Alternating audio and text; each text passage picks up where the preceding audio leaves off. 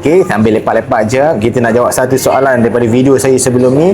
5 dinar ada tak dekat mesin Go ATM? Selalu saya tengok ada yang kecil-kecil je. Okey, untuk pengetahuan anda, mesin Go ATM yang di mall-mall ni selalunya ada item yang paling besar pun 5 gram. Kalau anda nak dapat item yang lebih besar, contoh 5 dinar, 50 gram, 20 gram, 100 gram, kena pergi di premis-premis yang seperti KDE, Arahno, di branch Public Gold, di premis Pajak Mas, di Menara Public Gold. Okey. Jadi kalau tak nak pening-pening, tak nak buang masa pergi tempat sampai-sampai dekat tempat mesin Go ATM tu, tak ada mas yang anda nak, kita boleh check saja melalui website Public Gold. Jom saya tunjukkan.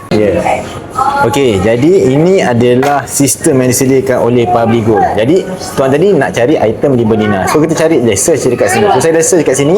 So dia akan keluar. So kita akan tekan je dekat sini. So ini lokasi-lokasi yang ada item 5 dinar. Ada 17 location ATM yang ada item 5 dinar ini. Mudah kan? So kita boleh tengoklah mana yang berdekatan dan kita boleh ambil di.